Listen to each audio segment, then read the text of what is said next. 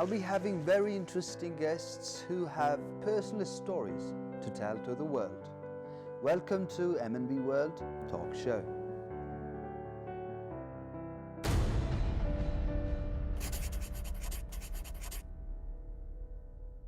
Hello there, welcome to MNB World Talk Show. Well, today's guest is a very interesting guest. She is considered a godmother to many number of feminist, human rights activist young generation guys in our society. Well, she is advisor to MONFEMNET National Network, and her name is Dr. Undariya Tumursukh.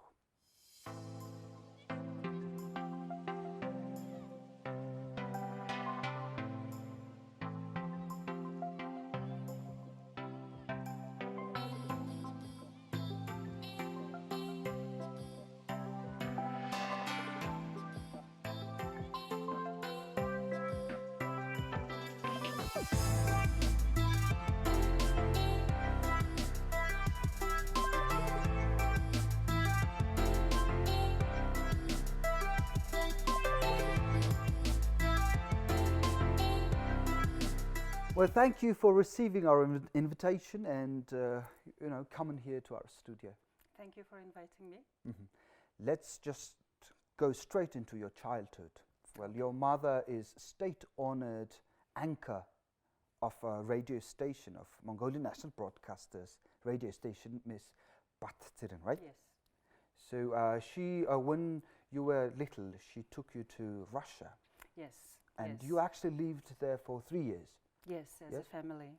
As in a the family? 80s. In the 80s. Well, share your experience to be exposed in foreign environment for the first time.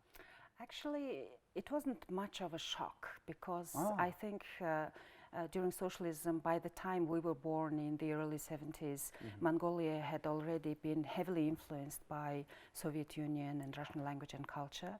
And my mom had taught us Russian when we were little, so we went to Russian language schools. So, language-wise, there were no issues, and also because the ideology in those days of communism was same, in Soviet Union and in Mongolia, and Mongolia was very much treated as a satellite state of the Soviet Union. Satellite state, yes. So I can't say it was a big of so much of a cultural shock, but of course it is still very different when you go abroad and there's nobody in your class, for example, when I went to school who was Mongolian, could speak Mongolian. So it was interesting. It was a really good experience. So if you describe your childhood with 3 words, what 3 words would that be? I think it was very safe. Okay, safe, one. Very safe. Secondly, a lot of literature. Okay. One of the best things Literature. living in Moscow was an excellent public library that was next to my school. Wow. So I read a lot. So you fell in love with books? From very young age. From very young and age. I'm still an avid reader. And thirdly, I don't know actually, thirdly, what was it? But relating to your family, like, how was it? My family is great. My family is a very liberal family, and liberal yeah, in social era. Absolutely, culturally so that's very liberal. interesting. For example, my mom never made a big deal out of gender differences. In fact, I'm the youngest and the only daughter, so my older brothers were trained in housework earlier than I was. So my brother cooked, I helped him. We cleaned the house together. So I consider myself very lucky. And my father was quite a wayward, still is quite a wayward man. He never joined the party. He was a geologist engineer, and he always had his own mind. So what's the 3rd word, let's say? Your childhood. I have think respect for justice, probably.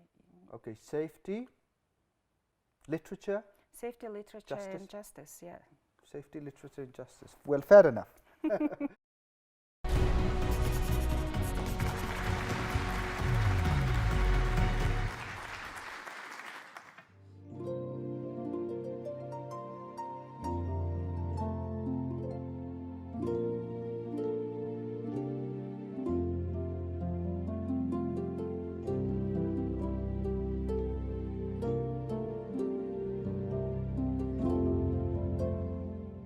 So I have several projects going on, and this one I'm hoping to make into a baby girl hat.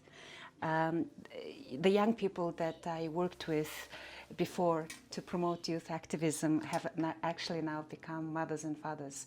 So there are several young people who have newly born babies, and two of those babies were born in the year of the dog. So I want to make this a cute little crochet hat. That's like a dog hat for the girls. And I can show you some of the other hats that I've made. My boys like to custom order things. So this is a pirate ninja hat from the computer game Castle Crashers that my eldest had ordered. And this is also from Castle Crashers, the industrialist hat. And this one is from Pokemon. My boys were quite obsessed with Pokemon for a while. If I'm not mistaken, this is the Gengar. And here's another little guy also from the same Pokemon. And this one was ordered by my little one. When he was maybe 5, he became quite interested in Russian things. So that's his Russian hat. And this one I made for him when he kept taking my sun hat. So this is for him. I started crocheting when I was a little girl, maybe when I was 8 or 9. And interestingly, my first teacher, my first secondary school teacher, Yakusheva Lyubov Vladimirovna, she taught the girls in our class to crochet. But in those days, I didn't make fun things like this. I made very traditional, very fine lacework, mostly. And then I picked up other crafts. You know, I did embroidery. My mom taught me, and then I picked up sewing. And when I was studying in US, I picked up jewelry making. And then when we moved to New Zealand, I needed that creative outlet.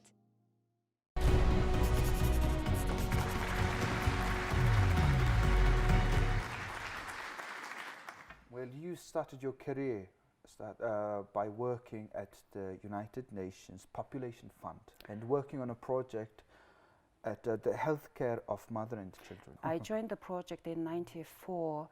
The project had started sometime before then, a few years before then. 1994. So I worked there for about a year. And I'm really, really glad that was my first job, or that I ever got a chance to work on this project. And the project was implemented by the UNFPA, United Nations Population Fund, in cooperation with the Ministry of Health.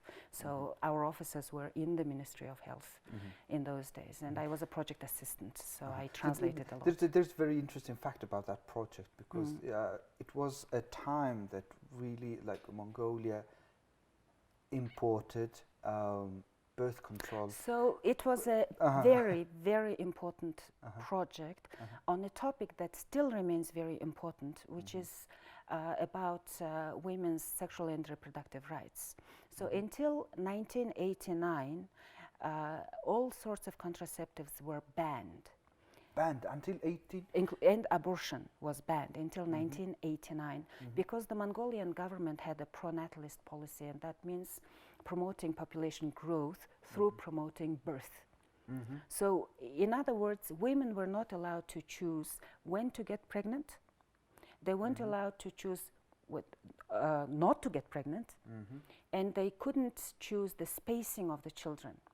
Okay, so that was a major, major violation of women's rights. And they also couldn't have an abortion. Abortion was banned, and doctors who performed abortions were charged with criminal offense. So as a result, some women actually lost their lives because they were trying to have, you know, abortions on their own, and some doctors also went to prison for that. And women's bodies were basically used, you know, in the service of the nation.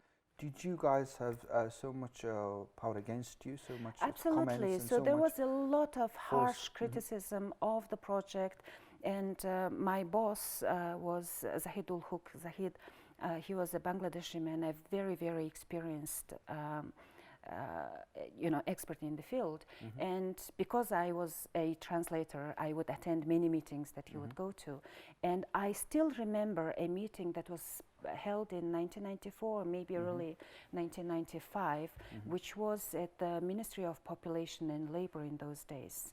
And in that room, there were probably more than 30 people sitting around the long, conference table. There were two women. One was an official in the Ministry of Population and Labor. She was there because she was dark, okay? And the second was I, because I was translating for my boss. And everybody else around me was male. And these males were saying that women should be giving birth to at least 3 or 4 children, and contraceptive is going to kill the nation, there's going to be a population crisis, and so on and so on. So this is a similar situation that right now, for example, you have in US, you have in Poland, in in Argentina, for example, in different countries where men who are never going to get pregnant and give birth never go to through children the process are, going to decide what to do about contraceptives, what to do about abortions, what to do about health, services for women. And that's a very sad situation. But it was decided positively by the time. The project was met with a lot of... It was the first time legally importing these products to Mongolia. Well, after 1989, right? 1989. So, but it was still early 1990s, and there was still a lot of misconception about the role of contraceptives in women's lives, in the lives of families, and in the life of a country, right? And the birth rate was falling, and so contraceptives were blamed. But birth rate was falling because life was tough. Families could not feed many children. So now you have it was many... a transition time. The economic crisis hit families really hard. The shock therapy really hit families very hard. So controlling the number of children, and or opting for abortion was a way for families to cope with the economic crisis. However, the project was blamed, for the fallen birth rate, and there was all this, fanfare about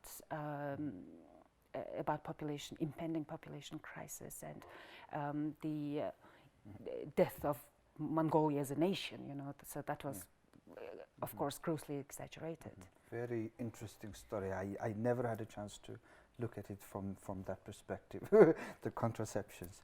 Well, anyway, you're an activist. I mentioned earlier that you are considered godmother to many feminist people in Mongolia in today's society. Well, it's true. I mean, I heard from several people, oh, she's a godmother. Why? Why did you become an activist? Becoming activist of human rights, feminism, etc. It takes courage. It takes something, right? Because you are doing it against the popular culture. Against like tradition, against law and policies, and you don't get to have much financial support to be activist. So there has to be a story. And what's the story? What's the drive? Well, obviously, I'm not the only activist in the country. And You're not. We went actually through a process with many of my colleagues who are older than I am, why we became activists. So we went through a series of discussions exploring, the motivation, and then the conditions under which we went on with our activism, and where do we go from here. So one of the conclusions we drew from those discussions is that actually socialism had a lot to do with our becoming activist, because socialism, state socialism, as a system had a very strong ideology about people needing to work for the betterment of the society as a whole. It was a society in which selfishness was very much frowned upon, and unselfish striving for the society was very much applauded. The difference was possibly that the ideology set the parameters Okay. Right, so what the goal towards which you were supposed to aspire, and also, you know, you were supposed to do what the government told you to do, and so on and so on. But of course, as in any society, people had their own ideas. Yes. Anyway, so there was this sense of possibilities, I think, in the late 80s, when I was about to graduate from high school, and certainly in the 90s, it was an era of potential, you know, of wonderful potential for Mongolia to develop as a country that is free and prosperous for everybody. And as I think many Mongolians wanted to contribute to that, including women. And women were highly educated, still are highly educated. And I just happened to become involved in one of the first women's non-governmental organizations, which wasn't at the time called non-governmental organization. It was called like public organization or something like that. But the difference was that it was not formed from above. Women got together as independent citizens, you know, and decided to join forces and their energies and their intellectual capabilities to support the development of the country. How did you call the organization by the time? That one was called Women for Social Progress. You are advisor to MONFEMNET National Network. So about these non-governmental organizations in Mongolia today, what are the biggest challenges that these NGOs facing? I think Let's really talk about today's situation. Today the main challenge is funding. I really see that as pretty much the only challenge right now. If we want to talk about civil society, then we need to sort of acknowledge that it is a very, very big pond, big field, pool, right? In which human rights and women's rights and even pro-democracy organizations are actually a minority in terms of numbers. We are a very small subsection of the whole NGO sector and of the civil society field that is even broader. I know that even some researchers have written that civil society in Mongolia is vibrant and it is developing strongly and so on and so on. But really it's been a very small, under 100 probably, number of NGOs that have worked consistently. And in a non-partisan fashion. Right? And really being true to their goals ethically, right? And they have been underfunded and overworked. What that means is that given that women have led in this subsector, right, the development of civil society, as is commonly talked about, has really rested on the shoulders of women activists, and it has happened at the expense of our health, our energies, and to a large extent of our families as well. So we have raised these organizations as much as we could with very meager funding, with a lot of opposition, not only from the government, but sometimes even political parties, if we criticize them or the government that they had formed, right? If we didn't agree with that, or if we refused to support them. That has also happened.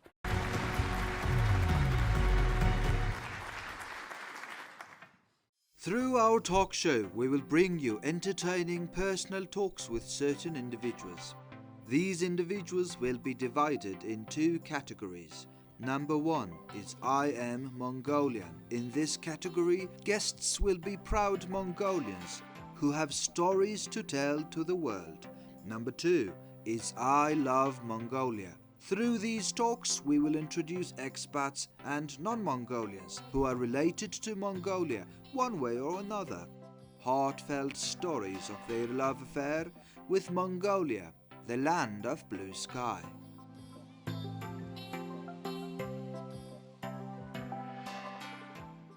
Let me tell you a little bit about the current work of MONFEMNET. So if you look at this map, what these signs mean is that in the past 4 to 5 years, MONFEMNET has conducted nationally leadership training for women local representatives, so members of local horals, currently to over 2,000 women in the districts of Ulaanbaatar and all over Mongolia in the IMAX. And right now, MONFEMNET is in the process of supporting the follow-up work of women representatives in responding to the needs of their constituencies and strengthening governance and local democracy in their local areas with the support of UNDP and SDC. And if you look at these posters, this is an example of the work that we have been doing on masculinities, transforming masculinities for gender justice from 2007. One other thing that is important to say, from 2006, MONFEMNET has been convening what became a very important civil society forum for policy discussion and for collective analysis and also for pushing policy reforms. It's called Forum Through Women's Eyes. So this year MONFEMNET is planning to hold the 13th Through Women's Eyes Forum focused on air pollution and maternal child health. So the office is currently in the middle of planning and raising funds for this forum.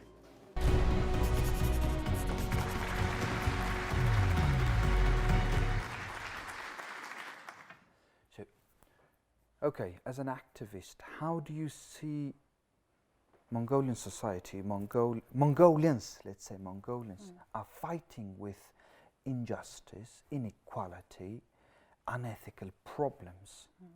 How good are we? I think we're good as anybody. You know, I really don't think Mongolians are necessarily better or worse. But I think Mongolians are training our muscles, you know, for struggling for social justice and democracy and so on. So we are in the what process. are those? I think so, because I think you have to learn, you know, this, as we have to learn to walk.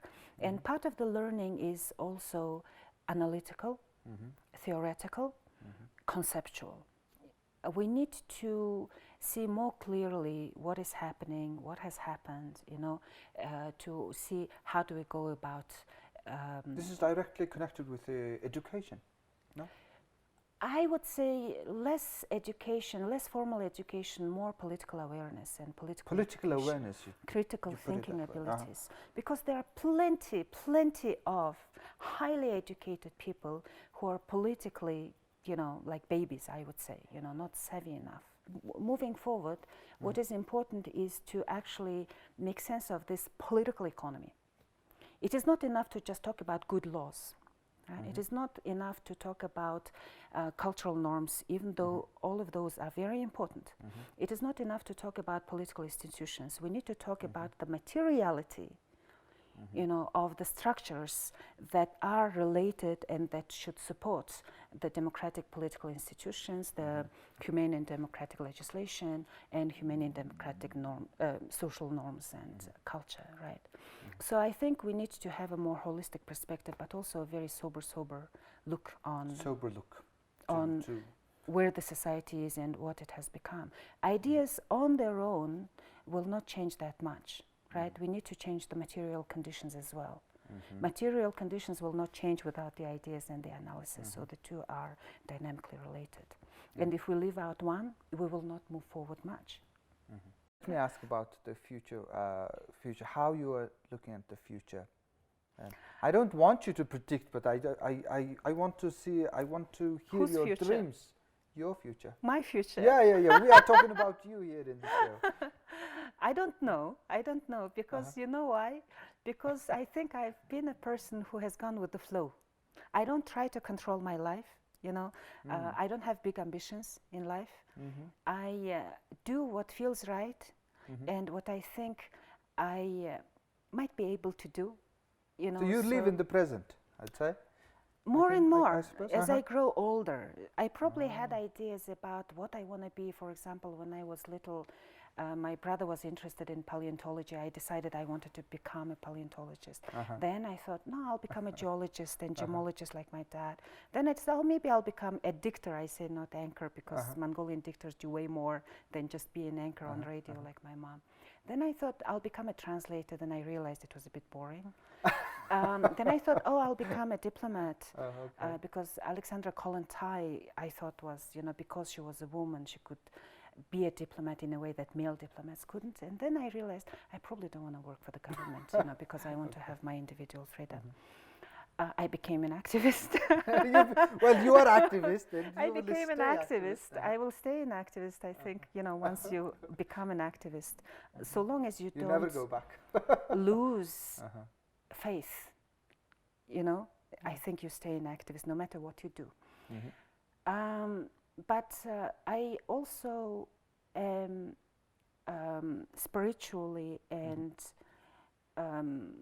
what's the word? Ethically, I consider myself a Buddhist, even though not in religious terms. So I had studied a lot of, Buddhist texts and philosophy, and I think that living in the present is really important. So if I have an ambition, that's an ambition that I have to really learn to live in the present, because I think the saying is true that the past holds us, the future scares us, while the present escapes us. So I don't want to lose my life, by being held by my past or being worried about the future, because then we can only live now, right? Well, this is now. This is now. So I think being able to do what you need to do now, face it and do it, even if you don't like it, right? But also learn to enjoy the little pleasures of life, like with my children, for example, with my family. That's really important. Last question, it's very traditional. So Mongolian pride, I want to ask. You're a Mongolian, you want it or not. Even though you're a global person, you're a Mongolian. And are you proud Mongolian? Absolutely. Absolutely? Absolutely, but I hope I'm not an arrogant Mongolian. See, okay. So I feel very blessed that I was born a Mongolian, particularly in the family that I was born in. Both my parents come from South Gobi, even though Dondrov and South Gobi sort of both claim that my mom belongs to them. But people from Gobi are very relaxed, and they are not as held up by traditions and customs and strict gender or age ideologies as I find other Mongolians from western parts or northern parts. So I consider myself very lucky that I was born in sort of that kind of relaxed, very liberal Gobi culture. So your Mongolian pride lies in your family? Absolutely. Absolutely, in the sense of the world and life being much broader and wider than it is, and more than materiality of our existence. And I think I really got that sense of spaciousness, through the culture, through what my parents have taught me. And I think there is a lot of wisdom in that. When Mongolians say, "Yumnigir dostoko," Of course, certain events that happen are important, but that is not all there is, what you may possess is, okay, maybe important, but my father always said, the more you have, the more trouble you have. So being able to have that free space in your mind, I think that's what I learned that allow you to live and stay in the present and enjoy the life. And feel free. Well, thank you very much. It's been a pleasure. Thank you. Thank you for inviting me. And I wish you good health and good luck. Thank you. With your future endeavors. To you, and good luck to your program as well. Thank you. Well, this has been Dr. Undariya Tumursukh.